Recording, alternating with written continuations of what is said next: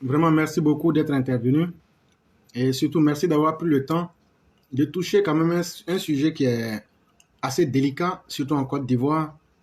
Parce que malgré les critiques, malgré les observations que nous apportons, il semble même que le sommeil se fait encore plus profond.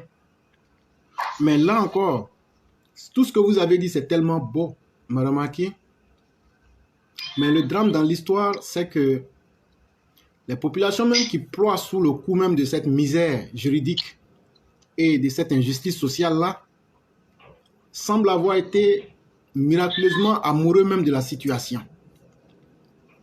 Et vous verrez très peu de personnes se sentir concernées par tout ce qu'on dit parce qu'elles veulent que nous fassions leur travail à leur place. Et je préfère être vrai parce que dans la charte, dans la 7e constitution de l'Empire du Mandé, il est bel et bien écrit qu'il est préférable d'être détesté pour avoir dit la vérité que d'être aimé en disant le faux.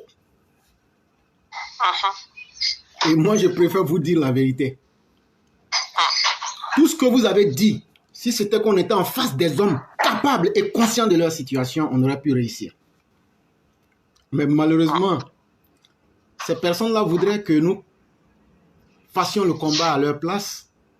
Et quel est le rôle de pouvoir nous donner des titres? Oui, c'est bon, c'est pas bon, c'est bon, c'est pas bon. Quand tu consignes ton rôle à être le juge des autres, toi-même à la fin de ta vie, sache que tu seras jugé. Et de toute façon, Madame Aki, vous comme moi ne vivons pas à Abidjan ou au pays. Ces injustices-là ne nous touchent pas. Et il faut qu'on ait le courage de dire ça à ceux pour qui on fait ces émissions-là. On n'est pas obligé de les faire. Et quand on parle, c'est un gros sacrifice que nous on fait déjà. Mais quand on retrouve une société où les concernés même qui sont victimes de l'injustice ne peuvent pas se lever, finalement, on ne peut que nous cantonner dans notre rôle et dire, mais si c'est ce qu'ils veulent, ce qu'ils aiment, chacun doit bien assumer ce qu'il aime. Une chose est sûre et une chose est certaine, le jour qu'ils en auront marre, ils trouveront une solution. Ça, c'est vrai. Le jour qu'ils en auront marre, ils sauront qu'il y a des gens de dignité comme éclaireur, comme Madame Aki, comme Madame Blanc, comme Meïté Tefet, comme Otto, comme etc., etc.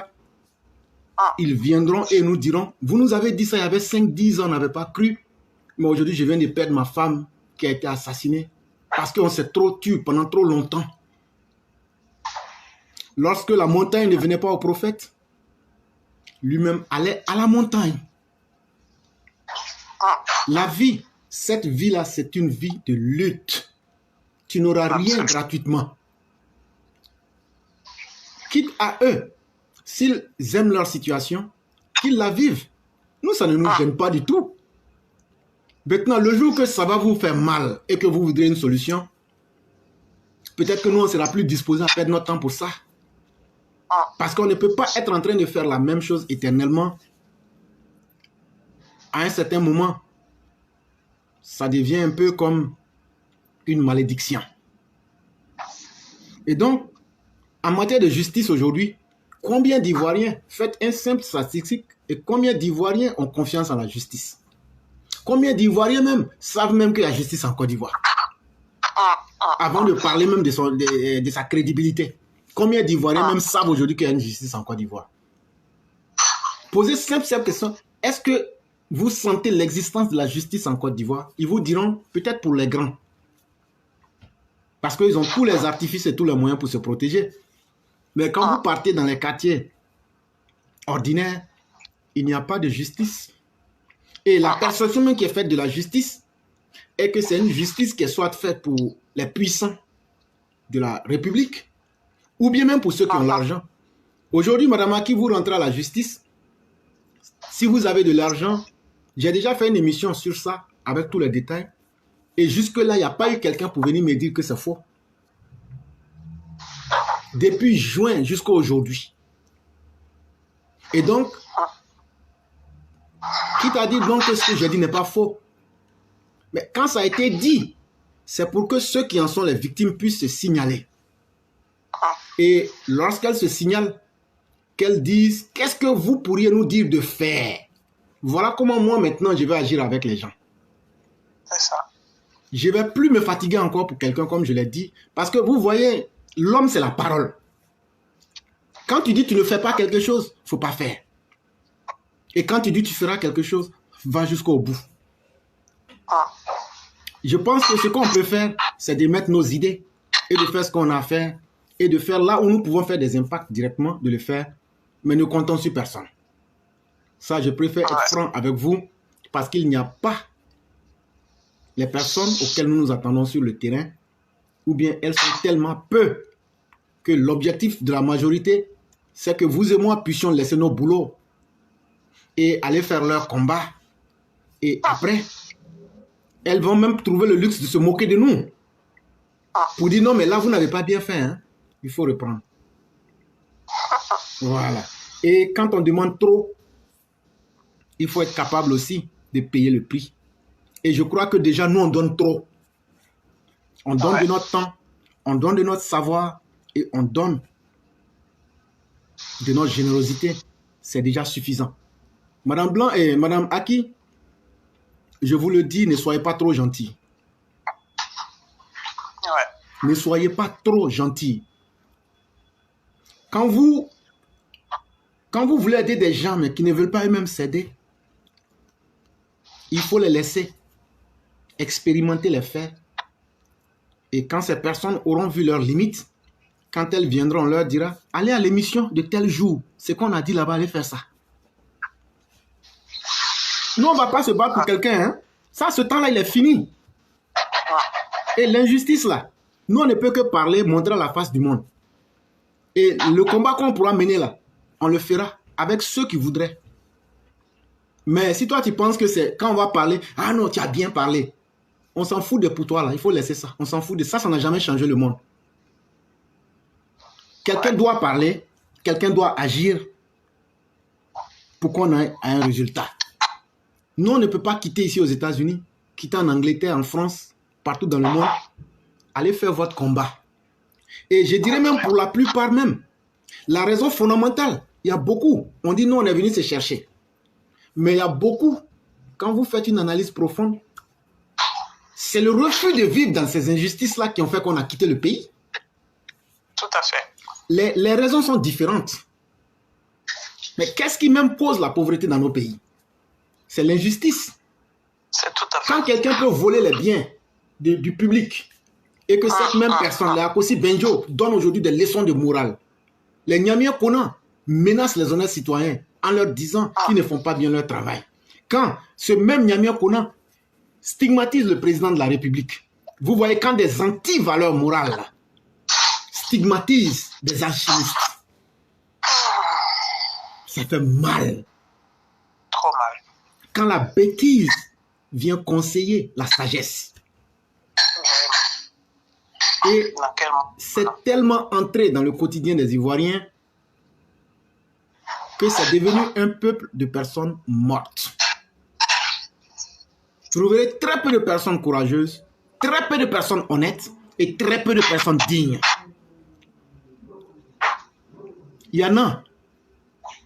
Mais même l'indignité est telle que aujourd'hui, tu ne trouveras pas quelqu'un qui dira « Je vais me battre pour que la condition puisse changer ». Il y en a partout, hein, dans tous les pays. Les pays qu'on prend et on se moque, le Burkina, le Mali et autres, il y en a.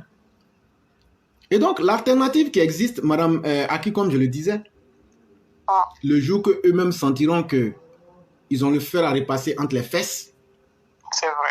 Ils prendront leur décision et ils sauront que nous sommes là.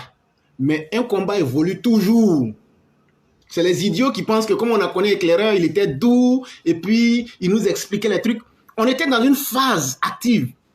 Il y avait une guerre civile qui était en train de se préparer. Il y a du travail de psychologie qu'il fallait faire. Il y a des gens qui voulaient attaquer la République. Les gens étaient déstabilisés. Il fallait baisser le ton, négocier, mettre les gens en confiance et puis vaincre l'ennemi dans la douceur. Ce temps-là est fini. Ouattara est président. On fait quoi maintenant? On surveille le travail du président et on essaie d'apporter des résultats positifs. C'est dans cette phase-là que nous sommes. C'est comme un soldat. Dans un combat, il y a plusieurs étapes. Il y a la phase du combat lui-même. Si tu te mets dans tes sentiments, tu perds le combat. Quand tu minimises l'ennemi, tu perds le combat. Et c'est le moment où il faut le plus de lucidité. Dieu merci, nous avons fini ce combat-là. Et donc, ne pensez pas que ce combat finit, que c'est tous les défis de la vie qui sont finis. Et donc, s'il n'y a plus de défis dans la vie, on devrait tout fermer et puis chacun passe à autre chose. Mais la vie continuera parce qu'elle va imposer de nouvelles réalités. Et la meilleure stratégie, c'est de toujours anticiper. Et chers parents, vous qui dormez aujourd'hui, parce que Ouattara au pouvoir, vous ne vous promenez pas à Kadante, vous pensez que tout est beau et que c'est fini. Quand les haineux vont revenir là, ils vont vous tuer par milliers de centaines pour vous mettre en terre. Sans aucune forme de C'est ce qu'on est en train de vous expliquer. Et c'est pourquoi on vous demande chaque jour d'aider Ouattara et de mettre la pression sur les cadres malhonnêtes qui sont autour de lui et qui sont en train de négocier avec ces criminels-là. Mais non, comme vous ne voyez pas le danger et le malheur qui est là, ce n'est pas votre problème. Ceux qui parlent là, c'est des illuminés. C'est vrai, nous sommes des illuminés.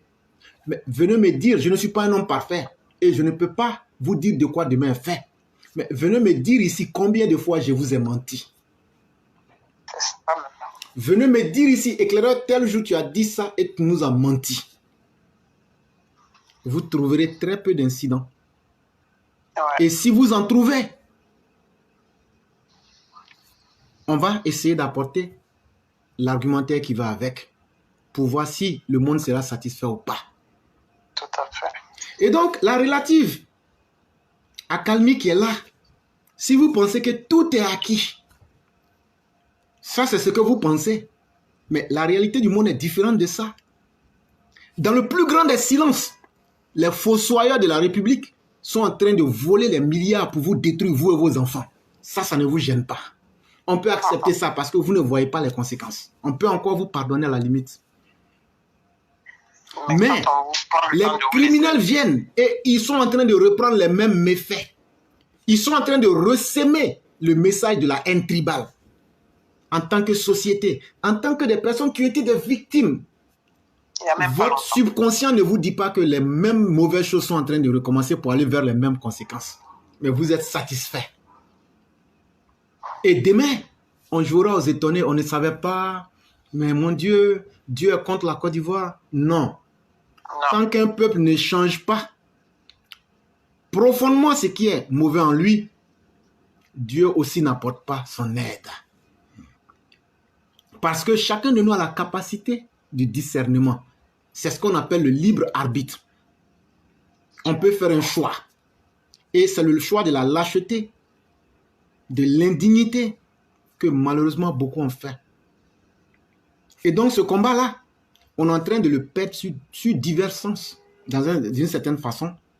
En tout cas, le combat de la justice, on ne fait qu'aller dans le nombre négatif. Je me demande même, quel Ivoirien aujourd'hui peut dire qu'il est fier de la justice? Je dis que la justice n'existe tellement pas que Laurent Gbagbo a menacé la justice en disant qu'il ne reconnaît pas les décisions de la justice. Mais le ministère de la Justice qui a rendu un arrêté devrait être capable, comme il dit n'a pas entendu, comme il est en Côte d'Ivoire maintenant, on devrait trouver quelqu'un pour lui lire l'arrêté qui a fait qu'il n'a pas été candidat, que son nom a été retiré de la liste électorale et le motif, le ministère, en ne répondant pas, vous avez justifié qu'il n'y a pas l'existence d'un ministère en place. C'est très clair et ça fait pitié. Et ça fait pitié.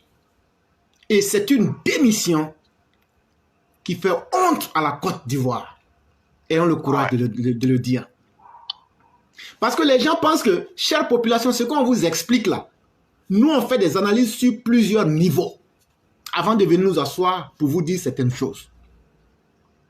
Ce que vous ne pouvez pas voir, nous on analyse plusieurs de ces aspects-là et on vient vous donner quelques ébauches de solutions. Et c'est pour ouvrir vos esprits.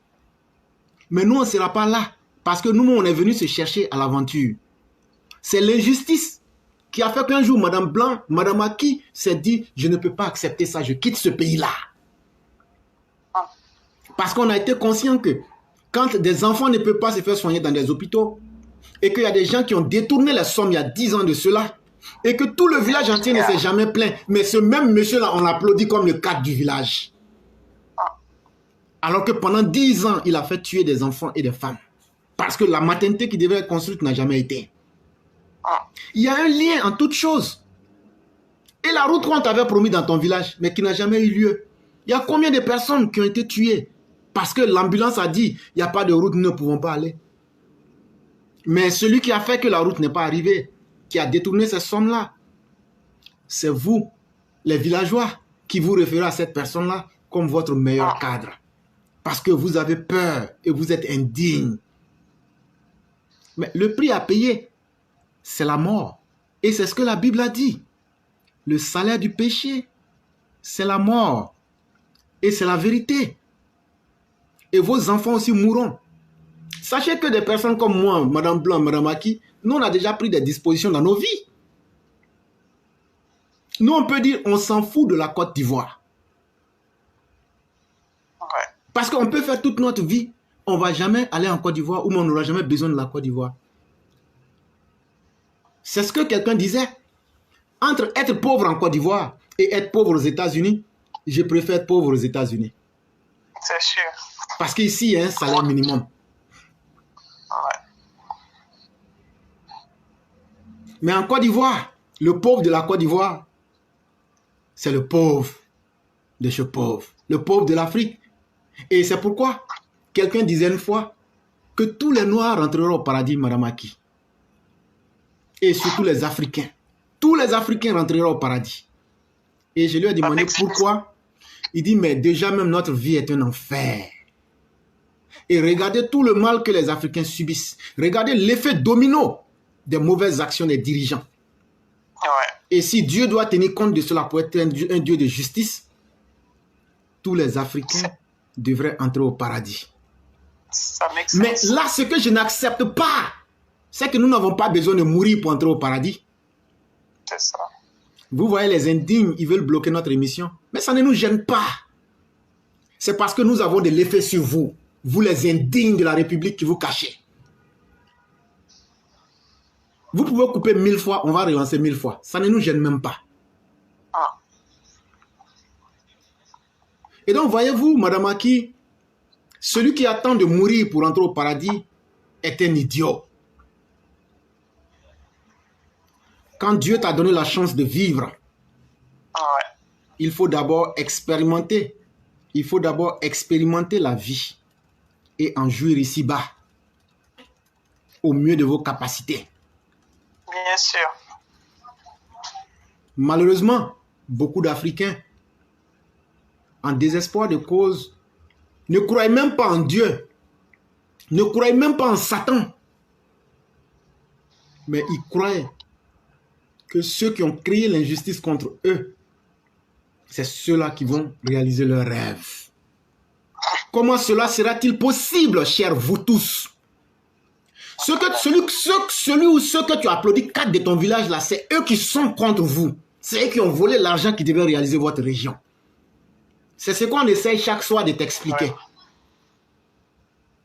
Et tu penses que parce que nous on a donné de notre temps, il faut comprendre une chose. Ce que nous avons fait là, nous on aura le bénéfice. Parce que les indignes de la République sauront qu'il y a des gens éclairés, il y a des gens avertis. Et il y a des gens, au-delà d'avoir toutes ces qualités-là, sont sortis pour dire la vérité. Ceux qui vous blaguent pour vous montrer les images de Ouattara, pour vous dire que tout va bien dans le RHDP là, c'est faux. Tout ne va pas bien. Sinon, pourquoi aujourd'hui tout le monde se plaint? Mais c'est ce que nous on a vu depuis très longtemps et qu'on a dit trop vite. Mais maintenant, qu'est-ce qu'on fait? Est-ce qu'il n'est pas temps de se lever pour arrêter cette saignée-là? Est-ce qu'il n'est pas temps que toi-même, ce que tu as toujours fait, c'est-à-dire l'inconscience, la paresse, l'instinct grégaire, déléguer ton destin aux autres, est-ce qu'il n'est pas temps que quand tu trouves des gens comme éclaireurs qui ont de l'intelligence, la connaissance, la stratégie, est-ce que tu ne peux pas te lever pour dire, frère, nous sommes sur le terrain, dis-nous ce qu'on doit faire. On est 5, 6, 10 personnes. chers frères, pacifiquement, allez demander quelque chose et allez marcher. Faites savoir votre présence. Et ça, je vais vous dire aujourd'hui un secret qui va vous gêner. On a fait plusieurs marches avant l'arrivée de Laurent Gbagbo. Mais est-ce que vous savez qu'on a payé ces personnes-là? Parce qu'elles disent non, tout est politique, il faut que vous nous donnez un peu d'argent, sinon on ne va pas. Mais moi, mon pied n'est pas coupé, ma main n'est pas coupée. L'argent, on est en train de se battre pour toi, mais toi, tu dis de te payer. Ça veut dire que la plaie est profonde. Et ils ont un bras coupé, et c'est avec le bras non coupé qu'ils prennent l'argent là. Mais de toute façon, moi, j'ai mes 2 bras, j'ai mes 2 pieds. Donc, je m'en fous de ta souffrance à la fin de la journée. À la fin de la journée, je m'en fous de ta souffrance. Parce que je ne suis pas obligé de me tuer pour toi. Ça aussi, c'est une vérité qu'il faut qu'on dise aux Ivoiriens. Et puis, c'est vous, vos enfants, ils vont les tuer. C'est pas nous, nos enfants. C'est pas nous, on va tuer. Donc, nous, on le fait par pur altruisme. On n'a jamais demandé de salaire à quiconque. On vient proposer des idées. Ce n'est pas qu'il n'y a pas d'individus plus intelligents que nous dans la cité. Mais c'est parce qu'ils n'ont jamais eu le courage et l'honnêteté de vouloir partager. Mais on partage avec des gens. Et plus même on essaie de les éclairer, c'est là où vous avez l'impression même que les gens même veulent déléguer leur destin. Et donc, Madame Aki, ce que moi je dirais, laissons-les comme ça. De toute façon, beaucoup même ne méritent même pas de vivre. Parce que quand tu vis en unité sur la terre, le monde même est pressé que tu t'en ailles. Mais malheureusement, c'est le choix de la lâcheté et de l'irresponsabilité qu'on va déléguer à nos enfants et aux générations à venir. Et ça, je le disais hier, les gens sont devenus tellement irresponsables qu'on veut humilier un monsieur comme Alassane Dramane Ouattara en faisant que certains projets comme celui de l'émergence en 2020 n'a pas été acquis en 2020 comme prévu. Ce n'est pas la faute au président. Ce n'est pas la faute à sa stratégie. Mais c'est la faute aux détourneurs comme la Banque mondiale l'a dit. Mais ces cadres-là, en volant, puisque ce n'est pas l'opposition, ce sont les gens du RHDP, en volant ainsi massivement, vous avez humilié le président de la République, mais vous avez humilié toutes ces personnes qui sont en dehors de l'Afrique, qui sont des grands intellectuels. Ils se disent à quoi sert-il de venir dans un guêpier quand ceux qui sont là sont autour pour pouvoir vous saigner. Et donc vous justifiez que ceux qui fuient l'Afrique et qui préfèrent venir avoir une petite vie en Occident ont raison. Et donc si vous n'arrivez pas à laisser Ouattara faire ce qu'il sait faire, vous serez responsable de la fuite des milliers de cerveaux de l'Afrique. Et tout ça, ce sont des responsabilités. Non, la merdeur, ils peuvent attaquer, hein. Ça ne nous gêne pas. C'est leur problème. C'est parce qu'ils sont tellement indignes qu'eux, ils pensent que c'est en attaquant l'émission. Je ne sais pas si Facebook, là, c'est pour votre papa. Mais de toute façon, vous coupez 1000 fois, je vais relancer 1000 fois. Et je vais faire l'émission 1000 fois. Mais on va dire ce que vous n'avez pas envie qu'on dise. Bande d'indignes.